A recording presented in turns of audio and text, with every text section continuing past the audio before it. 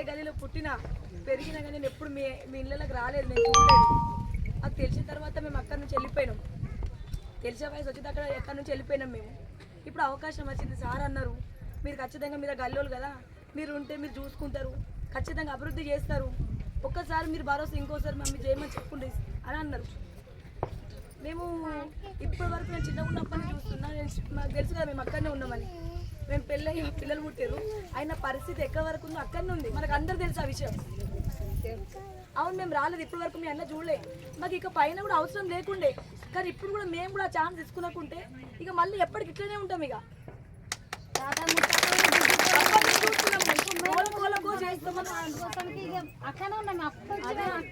అదో ఇంకా అట్లనే ఉన్నామా? అవునమ్మా నీరు మోసుడు అవి ఉన్నా కదా నేను కూడా. మీరు అన్ని చూస్తే నాకు 2 రోజులు నిద్ర రాలేదు రాత్రి. ఎట్లుంటుండ్రు అసలు, మేము ఎట్లుంటున్నాం, వీళ్ళు ఎట్లుంటుండ్రు. మీ అందరు హక్కు కదా, మనకి ఇన్ని పథకాలు ఉన్నాయి, ఇందిరా మిల్లు ఉంది, పెన్షన్లు వస్తున్నాయి. కానీ మీకు తెలియదు ఎందుకు? మీరు చదువు లేకపోవడం వల్ల. మీరు చదువుకోలే, మీ పిల్లలకు దాని గురించి తెలియదు. మరి అభివృద్ధి ఎట్లయితుంది? అభివృద్ధి ఎవరు చెప్తారు మీకు? చదువుకున్న వాళ్ళే చెప్పాలి కదా. మన పిల్లలు చదువుకోవాలి కదా. మీరు పనుల కురుకుతుండ్రు, రేపు ముంగట మన పిల్లలకు అదే చెప్దామా? ఇక మార్పు చెందద్దా? మార్పు చెందాలంటే ఏం చేయాలా? మన పిల్లలకు మంచి భవిష్యత్తు ఇవ్వాలా, మంచి తిండి, మంచి బట్ట, మంచి చదువు. మన జిందగీ అయిపోయా, మన 20 చూసినా మనం అయిపోయా. మనం ముంగట మన పిల్లల కోసం ఆలోచిద్దాం. ఇక అది మన బాధ్యత. అవును కదా, పిల్లలు కనడమే బాధ్యత కాదు, వాళ్ళ భవిష్యత్తు మంచి తీర్చిదిద్దడం మన బాధ్యత కదా. ఇప్పుడు సార్ ఉన్నాడు, ఒక్కసారి నమ్మకం పెట్టి చూడండి. మోర్లు ఉన్నాయి చూసిన అమ్మ, నిజంగా ఘోరంగా. రాత్రి ఒక అమ్మ ఇల్లు చూస్తే పైన పెచ్చలు లేచిపోయినాయి.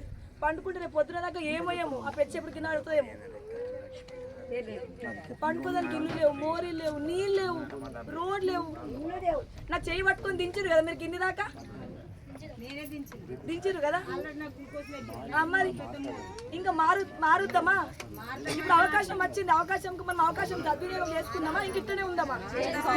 చేసుకోవాలంటే మీరు అందరూ ఒక్క పట్టు మీద ఉండాలా. ఇక మనం మార్పుకు నాంది వేద్దాం, ఇక మారుదాం. ఇప్పుడు అవకాశం వచ్చింది, ఖచ్చితంగా మారాలా. మనం మార్చి చూపించాలా. సార్ ఎప్పుడు మనకి సార్ తక్కువ మాట్లాడతారు, మనం తక్కువ మాట్లాడినా మన పనే లెక్క కదా, అంతేనే కదా. మన సార్ దగ్గర పోయి మాట్లాడదాం, మన పనులు అన్నీ వేసుకుందాం. సార్ నిన్ను వచ్చిండు చూసిండు అంతా, మీరు ఏం నారాలు కాకురు సార్ మీదికి రాలేదని. నాకు వచ్చిన తక్లీఫ్ అయిపోయింది, అవునా కాదా? నైట్ చీకటి అయిపోయింది కాబట్టి రాలేదు. మీరు నారాజు అయిందంటే సార్ ఎంబటి నచ్చిండు. మళ్ళా ఎందుకు నారాజు అయింది నేను మాట్లాడతాను. ఇక మీరు అందరూ ఒక్కసారి దయించి మన భవిష్యత్తు మీకు ఏది మంచిగా అయితే అదే ఆలోచించి చేసుకోండి. మా గెలిపిమంటలే, మీ పనులు చేసుకోవడానికి మనం గెలిపిమంటున్నాం అంతే. ఈ ఒక్కసారి భరోసా ఉంచండి మా మీద.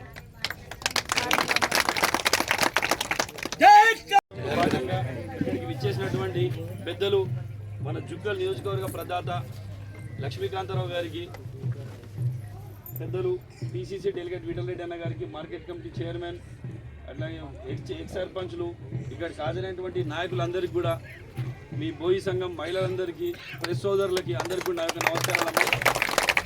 ఇప్పటివరకు మన వాజిద్ నగర్ సాయన్న చెప్పిండు, మీ మాటలు అవన్నీ మీ బాధలు ఏందని చెప్పేసి వింటున్నా.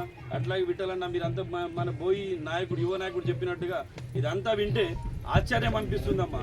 ఇన్ని సంవత్సరాలు, 15 సంవత్సరాలు టీఆర్ఎస్ గవర్నమెంట్, మళ్ళీ ఉన్న పెద్ద మనిషి మీ బిచ్చుకుంద ఊర్లోనే ఉన్నాడు. ఇక్కడనే అడ్డ పెట్టి బిచ్చుకుందా రూమ్ పక్కకున్న మీ బోయి వాడలు ఇంత బాధలు ఉన్నాయంటే ఇవి చూడలేనంటే మరి ఏం చేసింది? బిచ్చుకుందలో తిరిగి తాగిపోనికేనా? ఇవన్నీ చేసి మీరు ఊర్లో ఉంటున్నాడని మనం కూడా పట్టం కట్టి ఆ నాయకునికి 15 ఏళ్ళు ఇచ్చినాం, ఏం చేయలేదు. సరే వేరేటన్నా కొన్ని చుక్కలు లేదు, బిచ్చుకుందా ఎక్కడ అభివృద్ధి చూసింది లేదు.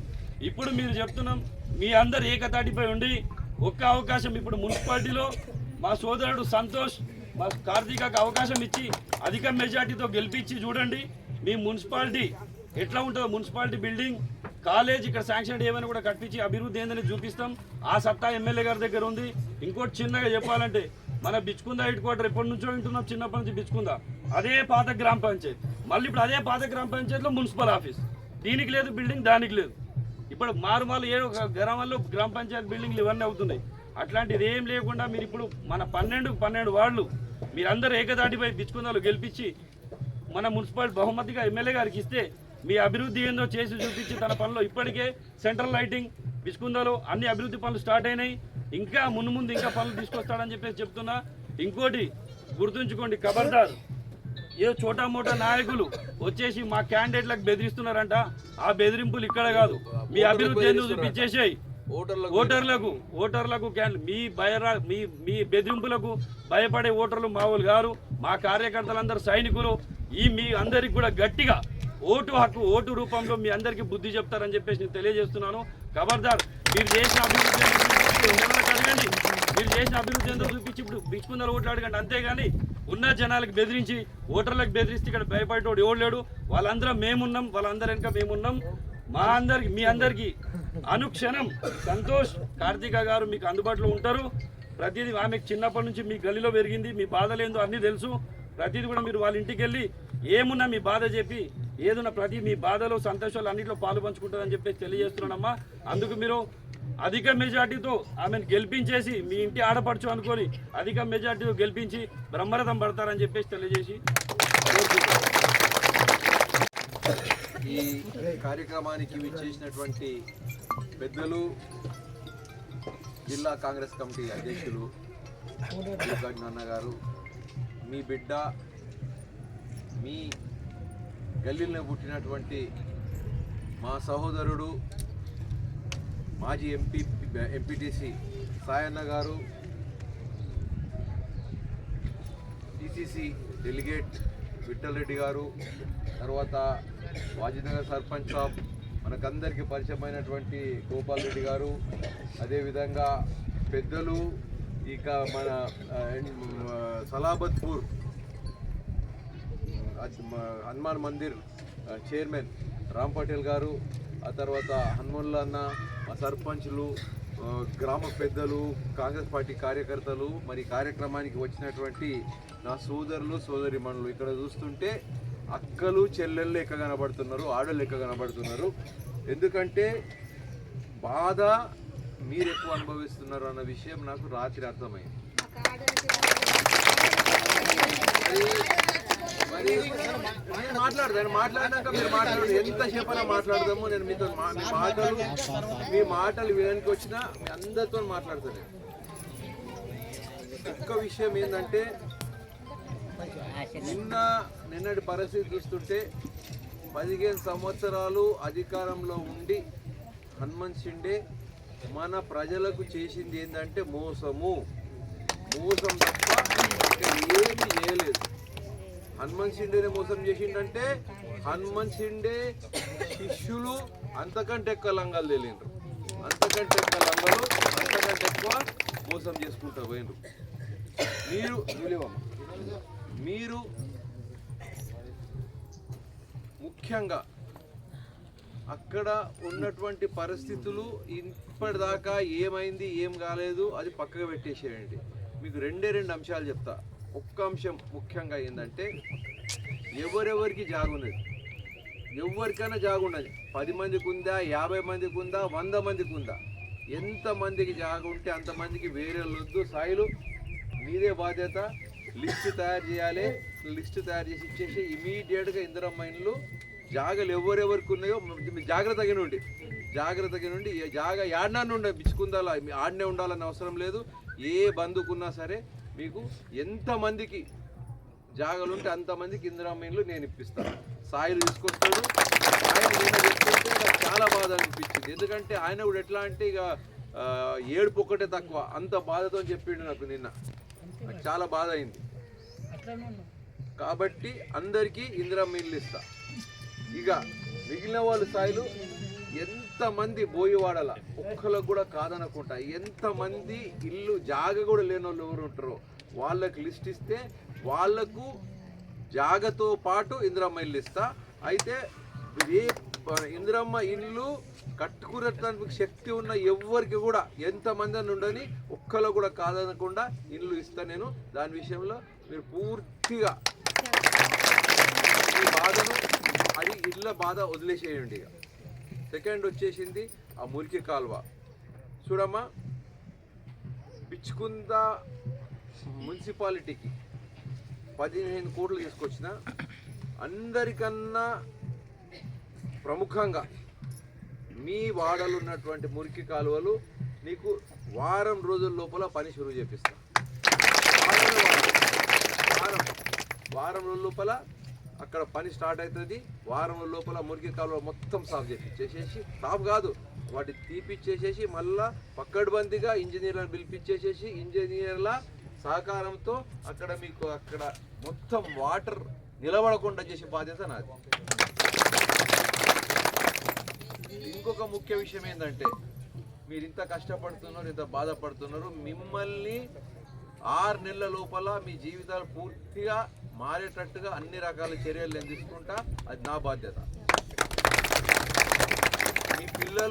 మీ పిల్లల భవిష్యత్తు గురించి కూడా మీరు ఏం చదివియాలి, ఏం చేయాలి అని చెప్పేసి అనుకుంటే వాళ్లకు ముందుకు తీసుకుపోయి ప్రోత్సహిస్తా నేను. మీ పిల్లల ఆడపిల్లలు, ముఖ్యంగా ఆడపిల్లల విషయంలో మీరు జరా ఏమంటారు అశ్రద్ధ చేయకుండి. ఆడపిల్లలను కూడా చదివియాలి, ఆడపిల్లలకు స్కూల్కి పంపించకుండా ఇంట్లో పెట్టుకోకండి. వాళ్ళకు కూడా ఎట్లాంటి ప్రోత్సాహం కావాలి చదువు విషయంలో, నేను వాళ్ళకు హాస్టల్ వేయాలా లేకపోతే కాలేజీలు వేయాలా, ఏదైనా కూడా మీ వాడకు సంబంధించి ప్రత్యేకమైనటువంటి ప్యాకేజ్ తీసుకొచ్చేసి పిల్లలను చదివిద్దాం. చిన్నపిల్లలు ఇంకా మీ యొక్క జీవితాలు బాగుపడేటట్టుగా చేసే బాధ్యత నాది. నేను మీ మొత్తం మార్పు తీసుకొచ్చేంత వరకు ఇక మళ్ళీ మీకు ఓటు అడగను. ఈరోజు మీ ముందు కార్తీక్ ఉన్నది, ఆమె కూడా నిన్న చాలా బాధపడుకుంటూ చెప్పింది, సార్ ఈరోజు మనం ఎట్లా కూడా పోయి వాళ్ళతో మాట్లాడాలి అని చెప్పింది. కాబట్టి మీ ఇంటి పిల్ల, మీ ఆడపిల్ల, మీ సొంత గల్లీలో పుట్టి పెరిగిన పిల్ల కాబట్టి ఆమెకు మీ ఆడపిల్ల అని చెప్పేసి మీరు ఆశీర్వదించండి. నేను ఇవన్నీ చేసి పెడతా. మీరు దీని విషయంలో ఎక్కడ కూడా నేను మాట తప్ప, సాయిలు మీకు ముందటున్నాడు, సాయిలు నాయకత్వంలో ఎవరెవరున్న రేపు సంగతి అంతా చూసుకొని నాకు లిస్ట్ ఇస్తే నేను ఆ పనులు చేసి పెడతా. ఇక మీకు ఇప్పటి వరకు చేసేది పక్కకు పెట్టు, కానీ మీకు చేసిన అన్యాయం మీకు గుర్తు చేస్తా. మీరు ఉన్నటువంటి పరిస్థితి చాలా దయనీయమైన పరిస్థితి అయినప్పటికీ, గరీబ్ పరిస్థితి ఉన్నప్పటికీ మీకు గత ప్రభుత్వంలో బీఆర్ఎస్ నాయకులు చేసిన అన్యాయం అంతింత కాదు. మీ సామాజిక వర్గానికి చెందినటువంటి లక్ష్మయ్య కదా, లస్మాబోయ్కి ఏం అన్యాయం జరిగింది మీకు తెలుసా? ఏం జరిగింది?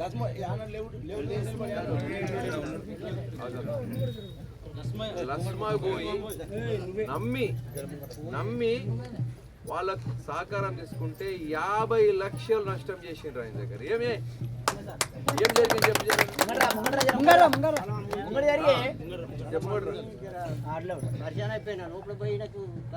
తలుపు పెట్టేసి ఇప్పుడు పేగులు లేని మనిషి ఆయనకి అంత అన్యాయం చేసిండ్రంటే ఇక వేరే వాళ్ళకి ఎంత అన్యాయం చేశారు అది ఒకటి. మళ్ళీ మీ యొక్క మీ సంఘంకు సంబంధించినటువంటి భూమి కబ్జా చేసుకుని ఇల్లు కట్టుకున్నారు. ఎవరు కట్టుకున్నారు? మళ్ళీ వాళ్ళే ఇప్పుడు నిలబడ్డారు 2 లక్షల. మరి ఏం చేద్దాం చెప్పండి? ఎవరు ఇంకో విషయం నాకేమర్థమైందంటే, అందరికి చాలా చాలా స్పష్టంగా చెప్తున్నా, అందరికి ఎవరికైనా కూడా మీకు ఎవ్వరు బెదిరించినా, ఎవ్వరు ఏం మాట్లాడినా బెదిరేది లేదు, అదిరేది లేదు. మధ్యరాత్రి ఆ రాత్రి 12 గంటలకు ఫోన్ చేసినా కూడా నేను వస్తాను. అర్థమైందా? ఎవ్వరికి ధైర్యం లేదు, ఎవ్వని అయ్య జాగీర్ కాదు, ఎవ్వని సొత్తు కాదు, ఎవరు ఒక్కరికొక్కరు భయపెట్టుకోవాల్సిన అవసరమే లేదు. మనము ప్రజాస్వామ్యంలో ఉన్నాం, మనకు అన్ని రకాల పరిరక్షణ ఉన్నది. ఇంకోటి ఏమంటున్నారంట, పెన్షన్లు తీసేస్తాం, అది రేషన్ కార్డులు తీసేస్తాం అని చెప్పేసి. మీకు పెన్షన్లు ఇచ్చే శాతనే కాదు, మీరు 10 సంవత్సరాలకు ఒక రేషన్ కార్డు ఇవ్వలేదు. మీరు తీసేటంత దమ్మేడున్నది మీ దగ్గర. ఎవరికి అయ్యే జాగీర్ కాదు, పెన్షన్ ఎవరికి తీయకి శాత కాదు, పెన్షన్ వచ్చినట్టే ఉంటుంది. ఒక్కరికి ఎవరికైనా జర్ర ఏమాత్రం వాళ్ళు మాట్లాడినా మీరు తిరగబడి నాకు చెప్పుండి, నేను వచ్చి మీ వెంబడి నిలబడతా. ఎవరికి భయపడవలసిన అవసరమే లేదు, ఎవరు ఫోన్ చేసినా మీరు ఉల్టా చెప్పుండి కాంగ్రెస్ పార్టీకే ఓటేస్తాం. ఎందుకంటే అధికారంలో ఉన్నది కాంగ్రెస్ పార్టీ, అధికారంలో ఉన్న కాంగ్రెస్ పార్టీ మాకు అభివృద్ధి చేస్తుంది. నువ్వు ఎత్తుకెత్తిన శాత కాదు, నువ్వు మాకేం చేస్తావు రాబోయ్ అని చెప్పేసి అడుగుండి. అధికారం లేదు, ఒక 10 పైసలు తీసుకురానికి శాత కాదు నీ గవర్నమెంట్కి వెళ్ళి. మేము 15 కోట్లు తీసుకొచ్చినాం. మొట్టమొదటిగా వారం రోజుల లోపల మీ రోడ్లు, మీ యొక్క డ్రైనేజ్ పని నేను ఇమీడియట్గా స్టార్ట్ చేస్తా. 15 కోట్ల ఫండ్ ఉన్నది మన దగ్గర, ₹1 కాదు ₹2 కాదు. కాబట్టి మీరు ఏం ఫికర్ చేయకండి, స్వచ్ఛందంగా కార్తీక కోటేయండి, చేతి గుర్తు కోటేసి కార్తీక గెలిపించండి. ఏం గుర్తు? Congress party, Congress party. Okay, సంఘం కూడా సంఘంకు మంచిగా దానికి రిపేర్లు చేపిద్దాం. దానికి కంపౌండ్ వాళ్ళు కావాలని చెప్పేసి అడిగిరున్నాం. ఓకే, కంపౌండ్ వాళ్ళు చెప్పిస్తా. ఆ తర్వాత నీటి సమస్య కూడా ఉన్నది, ఆ నీటి సమస్య కూడా నేను తీరుస్తా. కరెంటు లేదు, ఆ కుచ్చ మీది వరకు నీళ్ళు వస్తాయి, ఆ తర్వాత కరెంట్ వస్తుంది. దాని విషయంలో మీరు మర్చిపోండి, ఆ పనులు నేను చేపించే బాధ్యత నాది. రిపేర్ చేపిస్తా, పెళ్లిళ్ళు చేసుకోవడానికి, పండుగలు చేసుకోవడానికి అది ఉపయోగించుకోండి. కాంగ్రెస్ పార్టీ